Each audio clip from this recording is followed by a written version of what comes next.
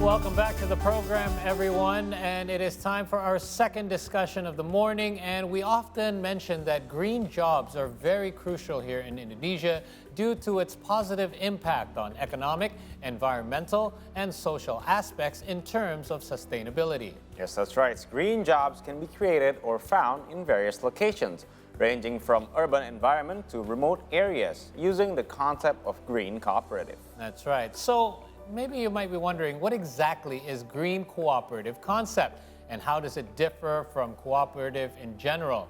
Now, to find out more about this and hopefully answer some of our questions, joining us this morning is Yayasan Rumah Energi Green Cooperative Adaptation Readiness Project Manager, Bren Wiratsongko. Good morning, Mas Bren. Thank you for being here today. We want to mention that Yayasan Rumah Energi itself is a non-profit organization. They work directly with communities at the grassroots level and remote areas as well. So, welcome to the program. Thank you for being here. Morning. Thank you.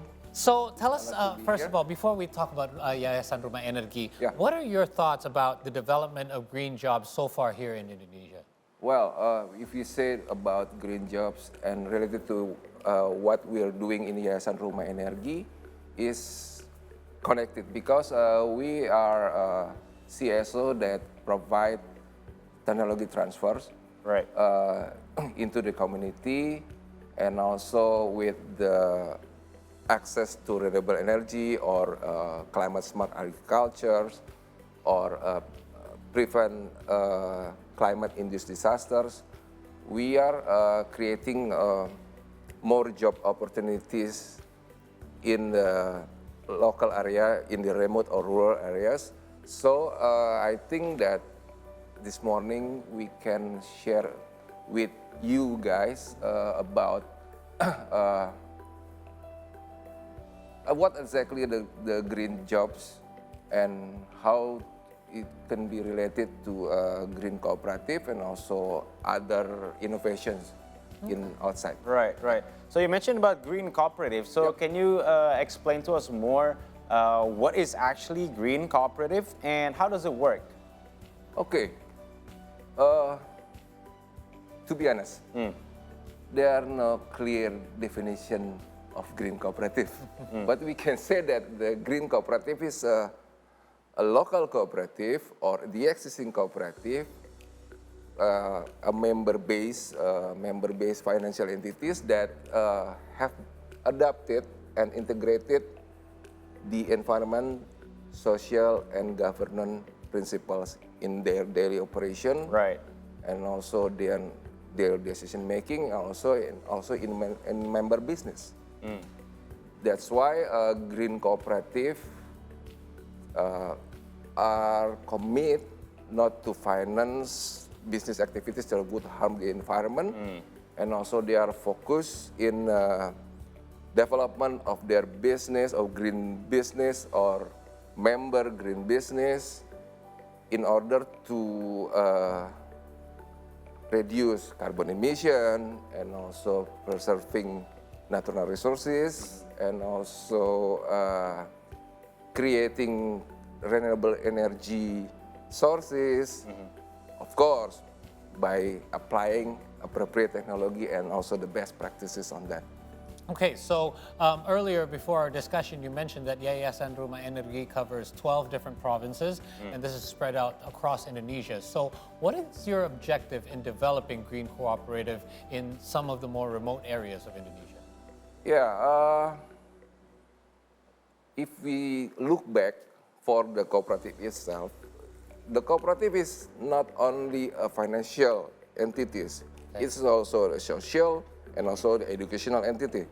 So the role of cooperative in the rural area is still quite large.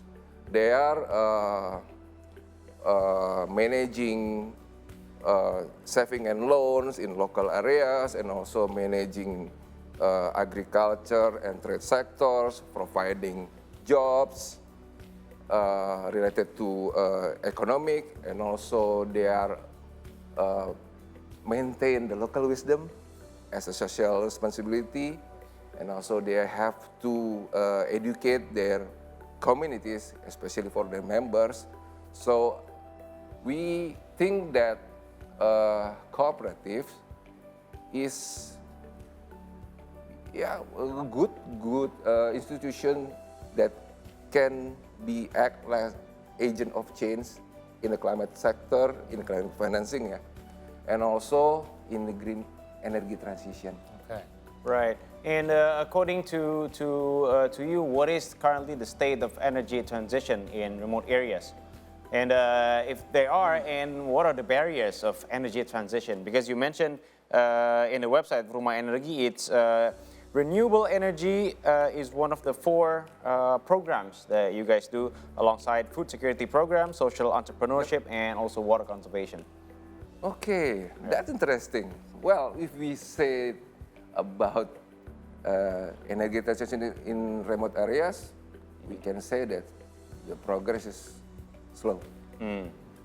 Well, if you say about the main barriers, to be honest, it actually comes from our government with unclear and uncomprehensive regulation and also policies. In example, Right. there are still unfinished the ratification of renewable energy and also cooperative bills. That's the point that we said that, oh no, you can do that because the policies and the regulation will be needed by renewable energy actors and also the communities on how they can react and gain access to renewable energy technology, of course. And I think it creates uncertainty, uncertain situation for all of us because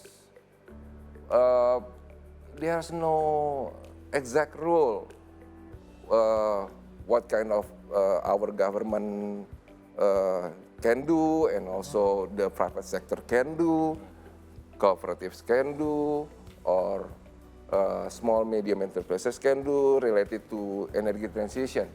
And also, to be honest, they are lacking of one key element, the educational. Because we don't see any kind of advertisement come from our government related to how the energy transition is going to run. Yeah. Because if we said about energy transition, it will come only into the meeting only. If we ask the farmers in the remote areas, how do you know about energy transition? What kind is that? That's will be the answer. What kind is that, and also what can relate it to our income generating or our food. That's why I think that it would be crucial that our government finish their homework related to regulation and also policies. Yeah, I think there's still a gap that needs to be bridged between Yes. all of these entities as well. Yep. And obviously, progress is still being made.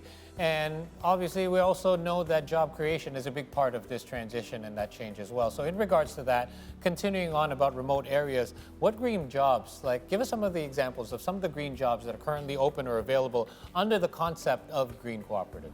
Okay, that's interesting questions. We have experience and also lesson learned from our flagship program, the Biru program or the biogas program, which collaborated with 64 cooperative in, let me correct, 13 provinces in Indonesia. Okay. And their role is providing not only for credit services and also for the installation services for any kind of renewable technologies like biogas or solar PV or micro hydro. And well, we can say that the cooperative is transforming into the green cooperative, and also with their innovation in using by renewable energy technology, actually they create the green jobs. Okay.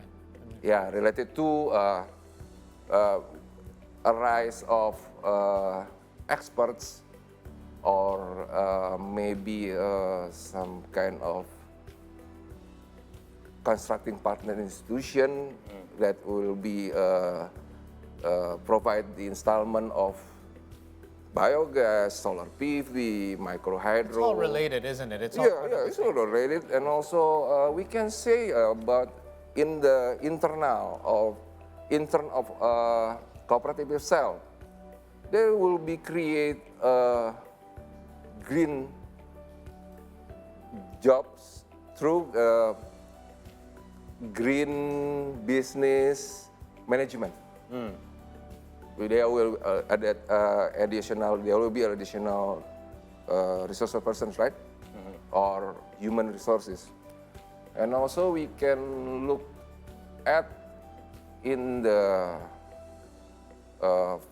farming area, there is a rise of organic farmers in 13 provinces in Indonesia. And also we can say by using the renewable technology, especially for biogas utilization, they can make and create dairy farmers or dairy farming become more interesting and more profitable to dairy farm or cooperatives. That's some example that we can show you about. So in regards to the future plans, perhaps, and your hopes for the development of green cooperative concept. Yeah. Okay. Our hope is with our supporting donors, we will continue the program. And also we want to tighten our relationship or our collaboration with Ministry of Cooperative and SMEs. And instead of Ministry of Cooperative, we want to collaborate more with other ministry or other institution related to private sector or government, such as National Environment Agency or BPDLH. Correct. For example, and also we want to create more collaborative with other cooperative as well, and also our maybe for the municipal companies, Okay. or maybe a state-owned company like Telkom Indonesia or Pertamina. Amen. Or so many people, and we can actively promoting the energy transition. What is the energy transition to the communities, to us, to you, people of Indonesia? I think that the transition energy is not a difficult issue, but it will need the collaboration of all elements. Action, not just words. Yes. And not just word, just action. Well, in Rumah Energi, we are choose to down to earth and collaborating with communities in the rural areas, and maybe some other friends can create a movement in the higher level to convince the government to make this happen. Absolutely. To make the transition happen, because we talk about transition, energy transition is coming from when I joined in WIRI in 2014. There's an issue on that, and still in issue on that now. Wow, 10 years. Yeah. years, Oh. and it's only we cannot capture all the development. So if you guys ask about how the development of green jobs in Indonesia. Wow, we cannot have the data yet, but we can assure you that in the grassroots or in remote areas, the green job is happening and emerge. We're certainly moving in That the right is direction. And great if news, yeah. you guys want to find out more, you can check out www.rumahenergi, that's with an I.org. Thank you so much, Mas Bren, for joining us today. Thank you. Thank you so Good luck much. in your Bren. future Thank endeavors. you. All right, folks. So that's it for our interview today. And next up, we have more updates from around the world. So keep it here, only on the Simone Show. All right, Asmat, as we know, is the largest tribe in Papua. They're scattered from the coast to the mountains, and they also live in a semi-nomadic way. And that's why Asmat children often lag behind in studies. Yes, and now we're gonna have the break, and we will show you the fourth part of our special coverage, Uncovering Education in Asmat, a never-ending journey, and look at efforts to improve the quality of education of Asmat children in South Papua. So stay tuned with us, only on the Simone Show.